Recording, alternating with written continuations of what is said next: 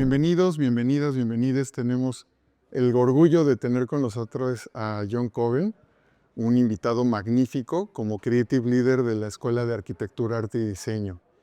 Ahora voy a pasar a inglés y voy a presentar brevemente a John. Joining us tonight is John Coven, a leading figure in the world of animation. As the director of Gobelin Paris, John has brought his expertise from Hollywood to one of the world's most prestigious schools. His storyboard artistry has shaped blockbuster films like The Lion King, Jurassic World, and Captain America: Civil War.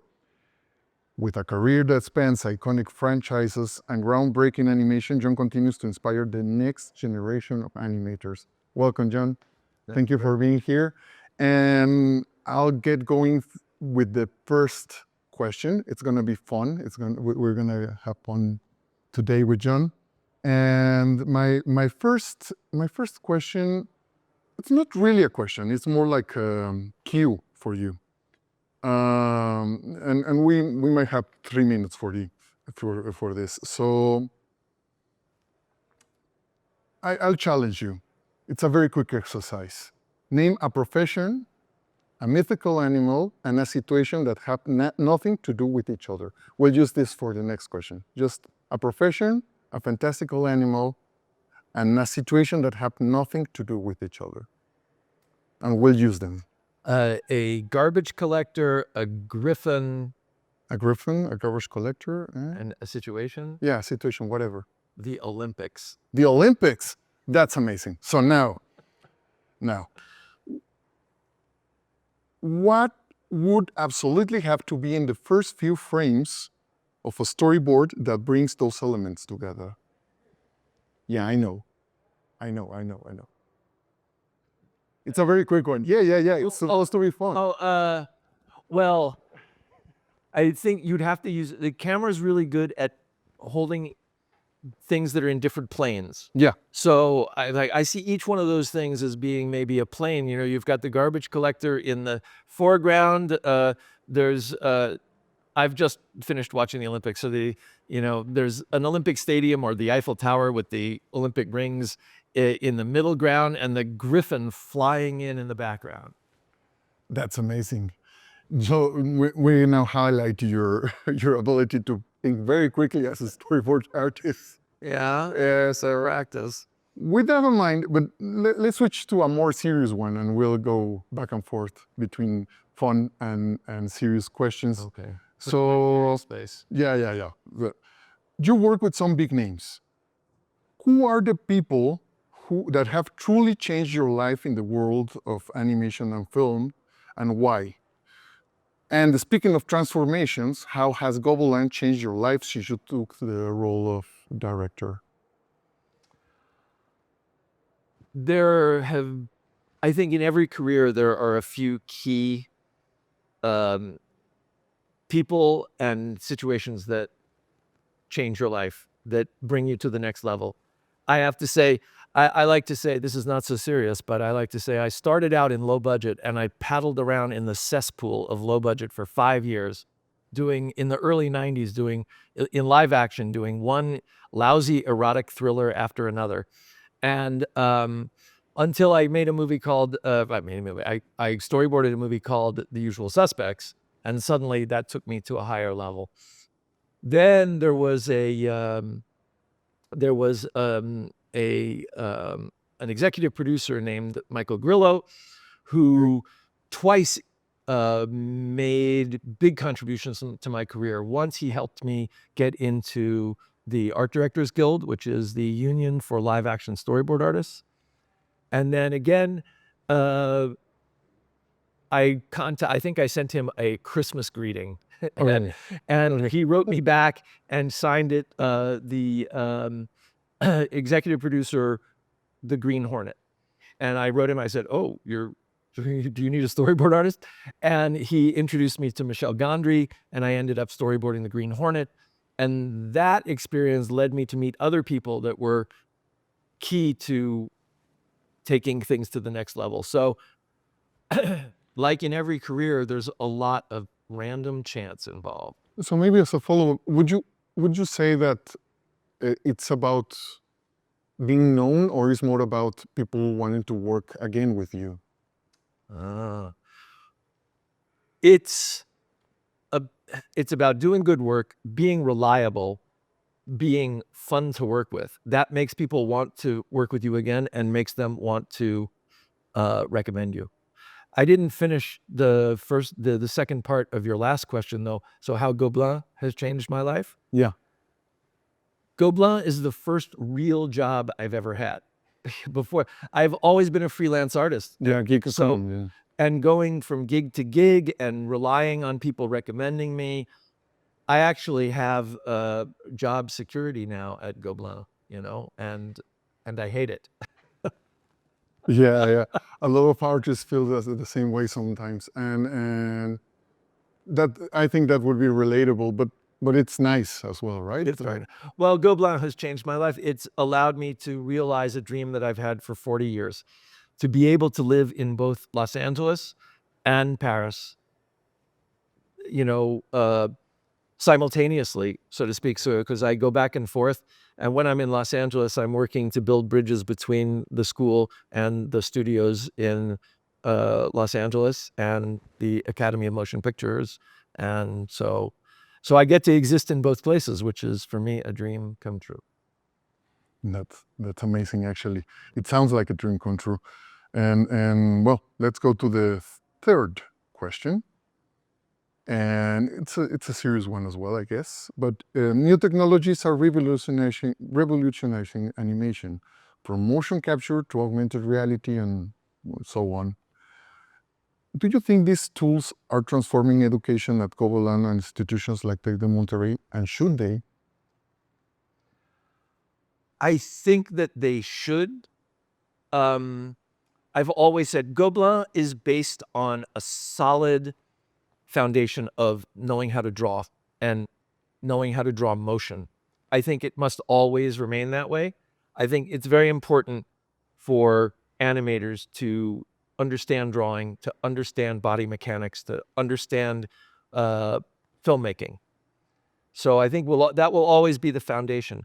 But at the same time, I've always said I don't want Gobelin to become a niche school for people who have a fetish for 2D animation. You know, the world is changing, and I want Gobelin to change with it and to remain relevant. So that, would you say that keeping somehow the DNA of Coven is important, but as well to renew it and to bring more, so it's I think kind that's of a balance. I think that's a very good way of putting it. And I'm not sure, well, I'm not sure that any school can continue to exist as anything but a niche school if they don't keep pace with the times. And artists, what artists, I mean, the majority of artists are going to want to live in their time. So they must evolve with Of the course. technology. So it's somehow it's similar to what artists as individuals have to do with themselves, right? Like keeping their brand somehow, but keep renewing themselves constantly, right? Like Yeah, you did that, I guess, like somehow. you know, my work was it was very applied art. I applied myself to whatever job that I was working on. I would understand who the director was I was working with. I would know their body of work, or I would explore it so I knew who they were as artists. Yeah. And I would apply myself to the task at hand. That's very much a commercial view of art, and that's what it was.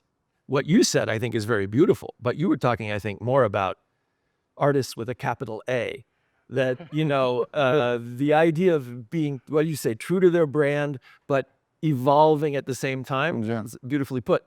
That's what an artist must do, and it's no easy task. Yeah. Okay. You're right. It's not easy at all.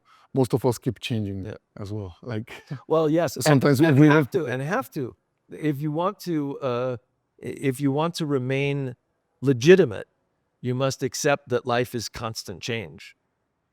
Okay, now I'll take you back to your first days as a human being with this one. Yeah, it's one of the fun ones, I guess. But if you could create a storyboard that sums up your perfect day when you were 10 years old, what scenes would you include? Is there anything you could never forget to draw there? Yeah, I know. Who was I when I was 10? I can't. Well, pick another age if you want, maybe 15, maybe, but No. I mean, I'm a good student. I'll answer. I want to. I want to fill in the answer on the test. right. 10. What grade are you in when you're 10? I have to think back to. That's fourth grade. Yeah, fourth grade. Well, it would be a Friday. Because then there was the weekend, or it would be the last day of school. It would not be the last day of summer vacation. I was at 10. I was kind of lazy. I mean, I think compared to what I became later. I remember it was in the 6th grade where I suddenly became an overachiever, which I remain to this day. But at 10, my perfect day would have been maybe going to the movies. I mean, not that I am the world's greatest cinephile, but for me, movies were escape.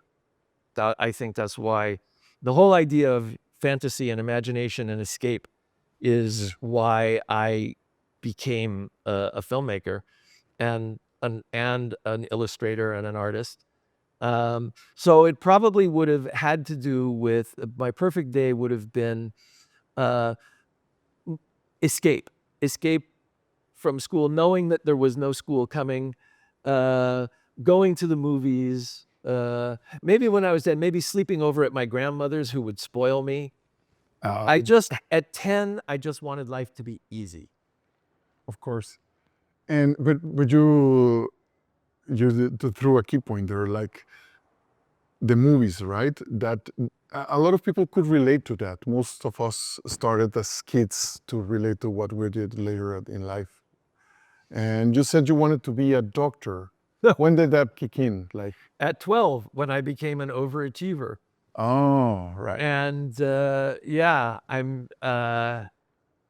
did a school project about the heart and the circulatory system, and I was really into it. And I thought that it was as simple as that. I didn't realize that I had no real interest in science, that what I liked was the project. I made this whole thing, and my dad helped me, and there was lights that shine, and it was just like this. I stood up and I did the presentation. I was pitching. Really, I was like pitching my project. And that was what I realized. But I didn't know it. It took me, as I said in the talk this morning, it took me a long time not to discover who I was, but to understand who I really was. I was always who I was, but I just didn't know it. I kept trying to go in a direction that was an idea I had of who I was, but not who I really was. Yeah, I get it. That happens to a lot of us. It takes courage to realize you're not in the right track. You said that to yourself. And this morning, yes. That happened to me when I was 20. I was working in the summer. I was working as a teacher and a counselor, and I thought maybe I would go into psychology because I was not going to be a doctor. That was for sure. And then I happened to be cast in a television commercial, and I saw the people making the television commercial, and I said, wait a second, these people are making a living doing this, the movies that I always wanted to make. And then also, I don't know, it was maybe a maturity thing. At 20, my brain just snapped. I started reading fiction, which I was never really interested in before. I became really interested in art. But it was maybe just a maturity thing. Yeah, I can relate to that.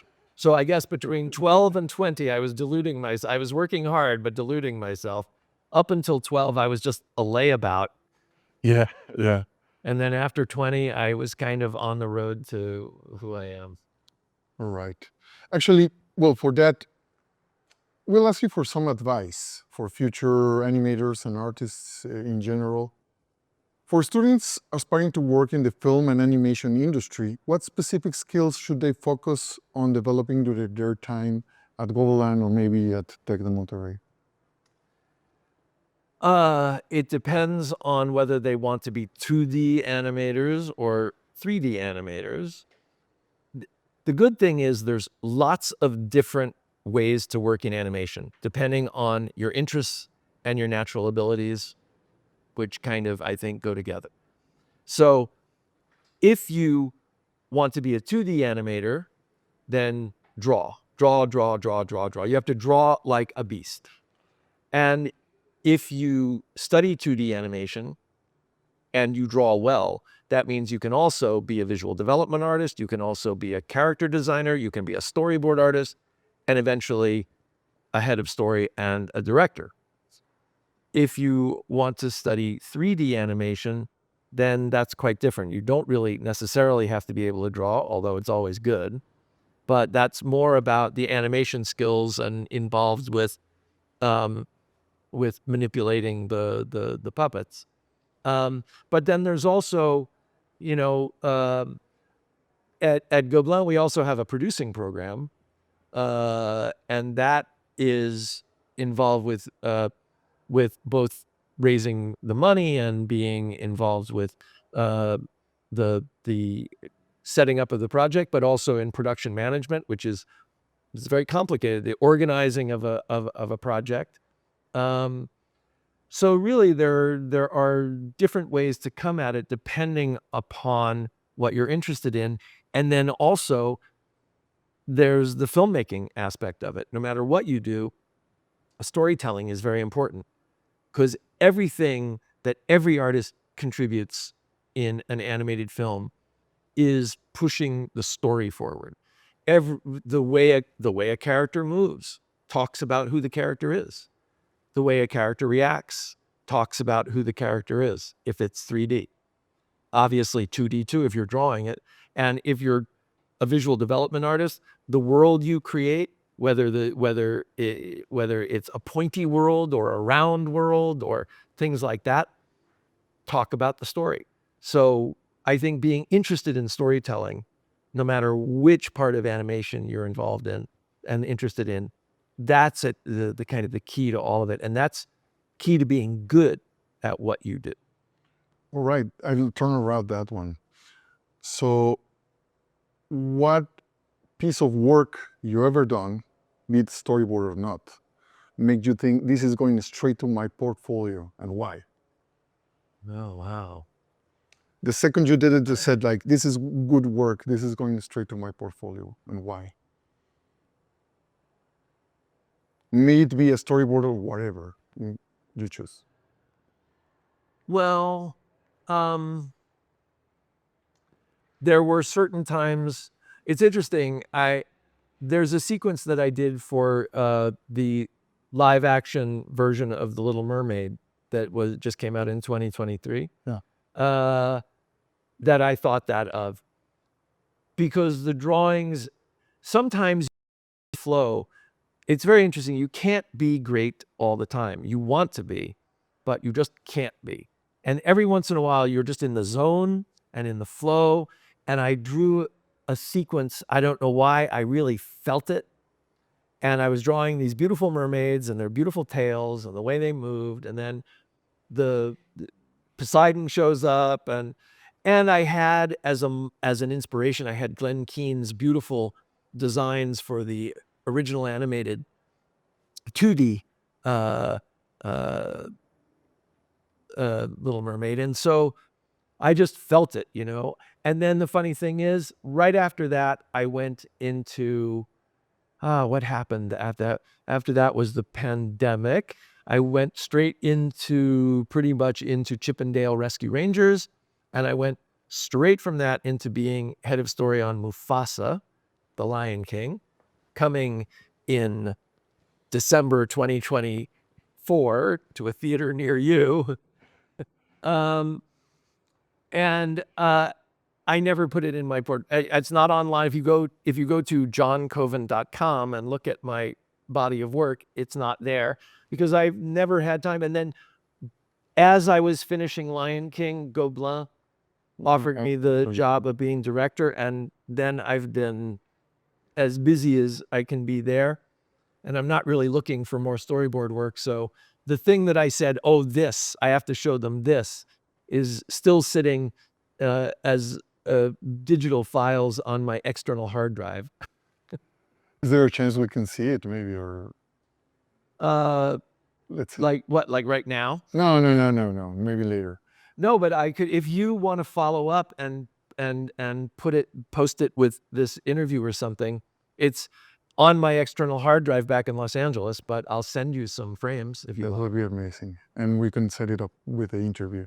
All right. So, well, this is actually the last question. And it's another fun one. So, Good. It's good to end on a fun note. yeah, it's a fun note.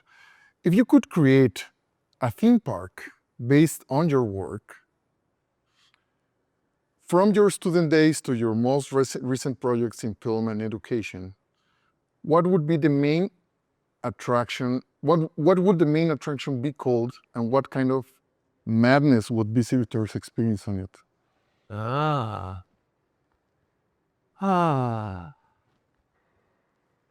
Well,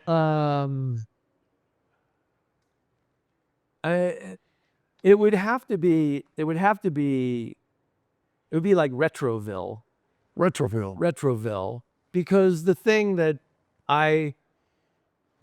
not so much these days as much as before, but the constant theme, I think, throughout my artistic life has been a kind of fascination with the period between World War I and World War II. The 20s and the 30s, I have lots of antique clothes, like old tuxedos and top hat and a cane and things that I can only wear at Halloween. But I had before I got married and had to put it all in storage, I had a pretty extensive collection of like Art Deco stuff. And I don't know, I was in love with the black and white movies, of the silent movies of the 20s, but especially the early sound movies of the 30s. And I don't know, that kind of design always spoke to me. So I don't think that's the greatest answer in the world, but if there was a thing that marked the artistic work that I did with my own voice for me, it was always a kind of black and white world, black and white Art Deco world where people drank martinis. And I think to a large extent it was, if to psychoanalyze myself a little bit now and not be fun. So I'm going to end on a downer note. It was probably because I probably thought that the past was safe. I knew how it was going to work out. It's part of why I think I liked filmmaking. There was nothing safe about filmmaking. I learned that. It was the most horrifyingly stressful thing that you could possibly do. But you're creating a world where you get to say how it comes out, that you are in control. And so I think that was something that, at least in later in life, really attracted me to film, is that you are, as a human being, a kind of God that is controlling the world and telling the audience, now you will see this, now you will feel this. I am in control. And I think that my fascination with the past might have been also the fact that it was safe because I knew how it comes out. Yeah, of course, it's already happened. It's already happened. Yeah. And I was just going to redo it with, and I was going to redo it, and I was going to control that too. So it's going to be doubly safe. Excellent. Thank you. Thank you for the fun time. Thank you for your answer. Hey, thank you, John, for being in Tec de Monterrey. Maybe a final note to the Tec de Monterrey community, if you want to share anything else. Oh, wow. See, I thought I was done, and now I'm stuck again. Sorry. I do not forgive you. Well, I think that something that I said to the students this morning in the talk is that art is about passion. And if you want to be an artist, follow your passion. Do what fascinates you and do it 100%. And it will pay great dividends. It is, to me, it is the high highs and the low lows. It is the opposite of having a safe job where you get up every day and you go and you know pretty much how it's going to come out and you know how much you're going to make. The arts is a wild roller coaster ride, and you will experience pain, trust me, but in exchange for that, you will also experience some pretty high highs. And if that's for you, go for it. Thank you, John. No, for real. Thank you. Thank you, everyone.